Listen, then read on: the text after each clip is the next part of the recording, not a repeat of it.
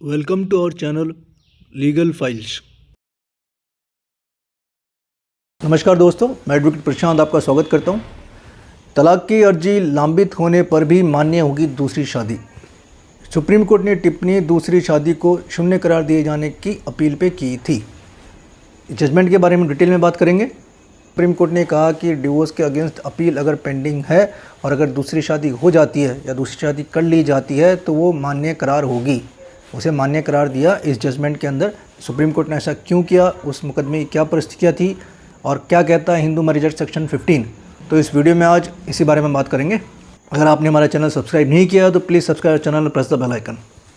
पहले बात करते हैं सेक्शन 15 हिंदू मैरिज एक्ट। ये कहता है कि दूसरी शादी किन स्थितियों में या किन शर्तों पे दूसरी शादी की जा सकती है। इसके अनुसार अगर डिवोर्स डिग्री के अगेंस्ट अपील का राइट नहीं है, पहली शर्त अपील का राइट नहीं इन द सेंस, मान लीजिए एक पक्ष ने शादी कर ली तो जिसने शादी कर ली सेकंड मैरिज, उसको अब अपील का अधिकार ही नहीं रहा। लेकिन कंडीशन है जो अपील करने का टाइम पीरियड था वो निकल चुका है और उस दौरान अपील प्रेजेंट नहीं की गई। तीसरी शर्त है कि अपील प्रेजेंट हुई थी लेकिन कोर्ट ने खारिज कर दी। तो ये 3 शर्तें हैं सेकंड मैरिज के लिए।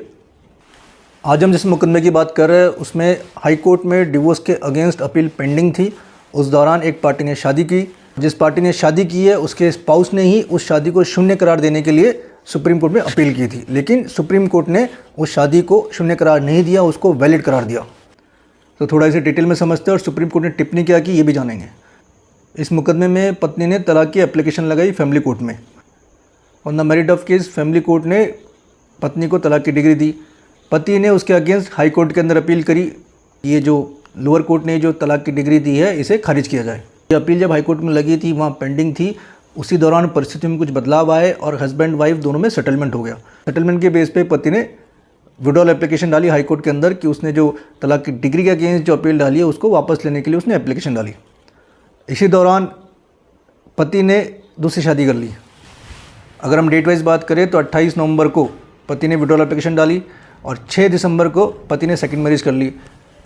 और उस एप्लीकेशन की जो सुनवाई हुई थी वो हुई थी 20 दिसंबर को।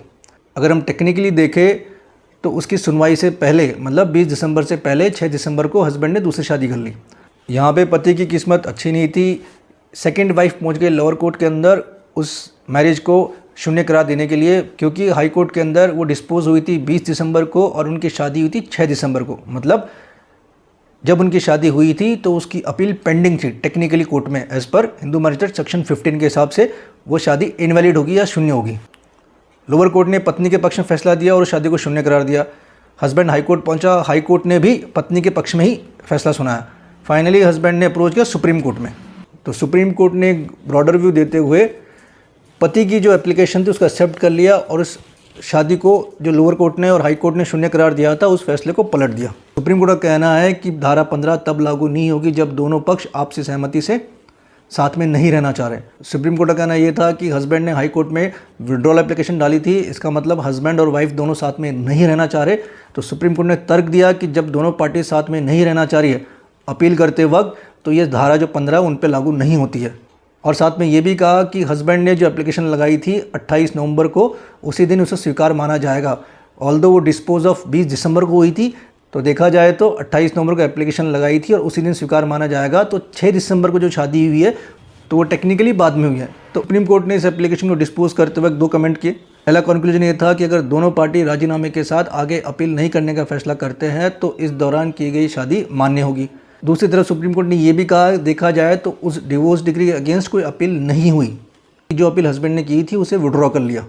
तो अगर तलाक की डिग्री के अगेंस्ट अपील नहीं होती है और अगर दूसरी शादी कर ली जाती है तो वही मान्य होगी और आपसी समझौते से यह तय होता है कि आगे अपील नहीं की जाएगी और उस दौरान भी अगर शादी हो जाती है तो ये भी मान्य मानी जाएगी, चाहे वो डिस्पोज हुई हो या नहीं हुई हो। तो ये जजमेंट कुछ ये कहता है कि डिवोर्स डिग्री मिलने के बाद अगर सामने वाले पक्ष ने विरोध नहीं किया, उसका अपील नहीं की अगेंस्ट में, तो फिर उस परिस्थितियों में अगर आप शादी करते हो तो उसे सुप्रीम कोर्ट मान्य मानेगा।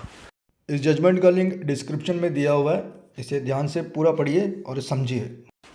तो उम्मीद करता हूँ जानकारी आपके अच्छे समझ में आ गई होगी। हमारा वीडियो लाइक कीजिए, शेयर कीजिए, कमेंट कीजिए। फिर मिलेंगे नेक्स्ट वीडियो में नए टॉपिक के साथ। तब तक नमस्कार।